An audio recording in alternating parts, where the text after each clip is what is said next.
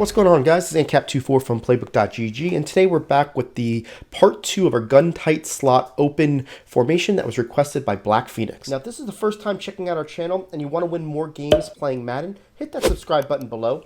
Don't forget to also click that bell icon to make sure you never miss any of our videos. Alright guys, so what we're going to do is look at this play called Aggie. And this is one of my favorite type of route combinations that can really simplify the game for you. Whether you want to look at just one side of the field or you want to go ahead and make a 1-2 read where if something happens on one side, the other side is going to get open. I'm going to show you exactly what we mean here.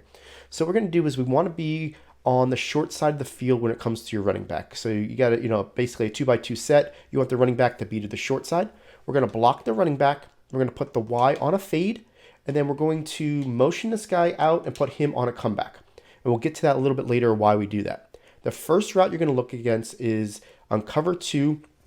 You want to look at the A receiver, okay? And I'm going to kind of explain why we do this. A is going to come, he's going to stop, and you're going to be able to throw a really easy throw to him, okay? Now, if it's a cover 3, then we're going to be able to look to the left side. But I'm going to stick with cover 2 first. I just want to make sure that you kind of build this up and understand this whole type of reads that you want here, okay? Again, block your running back, put the Y on a fade, and then put the B on a comeback and motion him to the right. Now, against cover 2, it's going to be a really nice opportunity where the A is going to be your first read. If you see that you have your protection holding up, this B, because we motion him to the outside, that comeback end up being a little bit more scrunched against the sidelines, makes it an elongated comeback and actually goes in a really nice spot that goes behind cloud flats. Let me show you what I mean. So what I'm going to do is I'm going to read my ability to have this. A's open, but I'm going to wait for this B.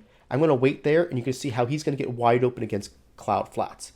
What you want is somebody that has less deep route running ability in order to get that more elongated, less of a sharp angle back on the comeback. If I was to do this with Julio, he's got better deep route running, and it's going to be a totally different route.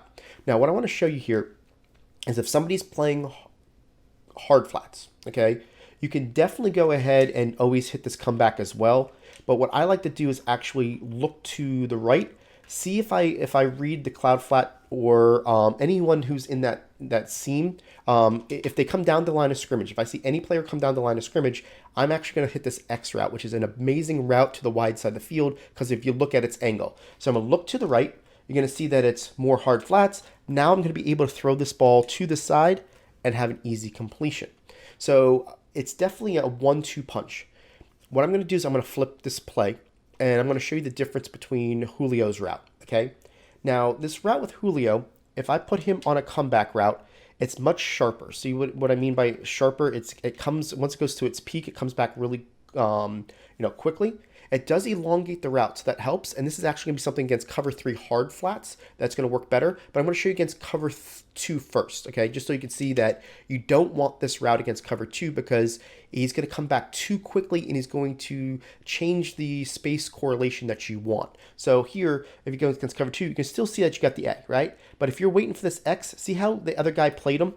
It's going to play it deep, much closer and basically didn't get open because he doesn't get deep down the field. You need a lesser deep route runner in order to get that depth, okay? But this works actually better against cover 3 hard flats. So if Zan will call cover 3 hard flats, I'll show you that this is going to be a route that if you feel like somebody's running that more often, then you can kind of just stay on one side with your read, right? So on one side of the read is if it's cover 2, you're hitting the A. But against cover 3, you're going to see that if it's a hard flats, the guy's going to come down. That X is going to do a much better job of coming back quicker, which is going to give you a better throw against cover 3 hard flats. So watch this. I see the guy goes down. I know the A is not my player. Now I'm going to be throwing it to this X. Unfortunately, I went right into the sack. I'll go ahead and try that again. Wasn't really paying attention there. And just want to show you basically the difference between the two routes and when you're going to want to use them, right? So you can see that we've got this excellent route with the A.